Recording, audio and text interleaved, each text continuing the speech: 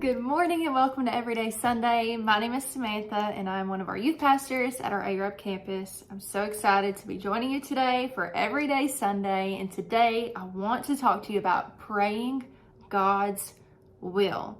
Now the scripture I want to share with you today is Matthew 18 verses 19 through 20, and it says this: "Again, truly I tell you that if two of you on earth agree about anything they ask for, it will be done for them by my Father in heaven.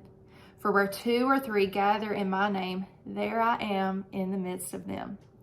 Every parent that I've met, being a youth pastor for almost 5 years now, I have come to see that they all have dreams for their children, which is not a bad thing. But if we're not careful, we will project on our children the unfulfilled dreams of our life. We'll project those on our children instead of letting them blaze a trail, their own trail, what God has designed for them. So I'm sure all of us listening today have either experienced this struggle. You've either been the parent and you've realized that you've tried to push your own desires on your kid, or you've been the kid and you've experienced what it's like for your parents to kind of try to push you in a certain direction of life. And so it's imperative to distinguish our will and God's will. So whether you're a parent or you're the child, our prayers must pass a twofold litmus test, which is our prayers must be in the will of God and they must be for the glory of God. So God is not a genie in a bottle. God is not Santa Claus. Our wish is not his command. We better make our wish what he wants. We need to get in line with what his desire is, not trying to get God in line with what our desire is. Prayer is the way that we take our hands off and we place our children, or if you're the child, we place our parents in the hand of God.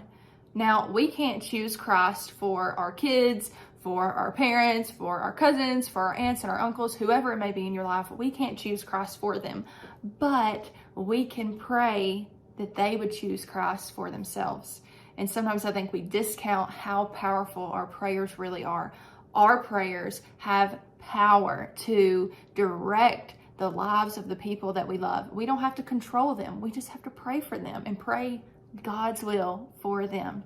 So I've met far too many people who come to Christ because their parents or their grandparents or their aunts or their uncles have prevailed in prayer, sometimes for decades, to believe that they would turn to God. There has been so many people in our church, Liberty Church, who if you ask them, their God story, they'll look back and say, I was not living for God in my teenage years, maybe my 20s, maybe my 30s, but something shifted and I started pursuing the Lord. And they can say, I know it was because the prayers of my parents or the prayers of my youth pastors or the prayers of my grandparents or the prayers of my pastors, whatever it may be. There are far too many people that I have met that their lives have totally changed and come back to God or come to God for the first time because of someone's prayers. So we have to believe because of that our prayers truly do have power. We can't deny that anymore.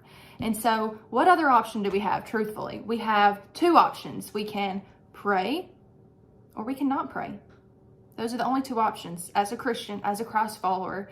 For the people that we love, we have two options to help them and direct them, and that is we can pray for them or we cannot pray. And I don't know about you, but I want to be known as someone who prays. So the world we live in today, I want to leave you with this. We tend to pray these types of prayers, which is ASAP prayers. We ask God to answer as soon as possible. But we need to take a paradigm shift. We need to start praying ALAT prayers, which it does not roll off the tongue, but it stands for as long as it takes. Those are the prayers that we need to be praying. It's resolving in our hearts that we will pray until the day that we die.